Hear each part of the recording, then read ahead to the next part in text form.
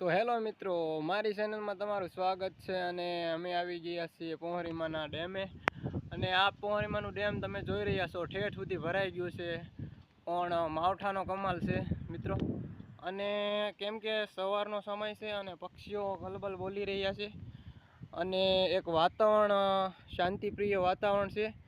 અને તમે જોઈ રહ્યા છો ઓલા પણ મંદિર આમાં નહીં દેખાય, કેમ કે આ મોબાઈલ એટલો બધો હેવી નથી, એટલે સમજી શકો છો તમે કે અત્યારે તળાવ ફૂલ ભરાઈ ગયું છે.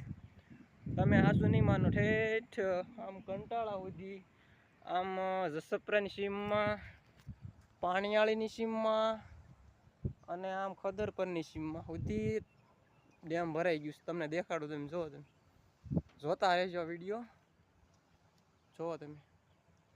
આમ ક્યાં સુધી આખું ભરાય, દરિયો લાગે તમને. અહીંયા આવી ગયા હોય એટલે દરિયાની તમને આમ અનુભવ થઈ જાય, દરિયો જ છે.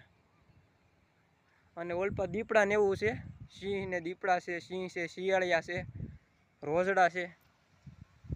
આમ જોઈ શકો તમે, પ્રકૃતિનું એક સાનિધ્ય છે અહીંયા.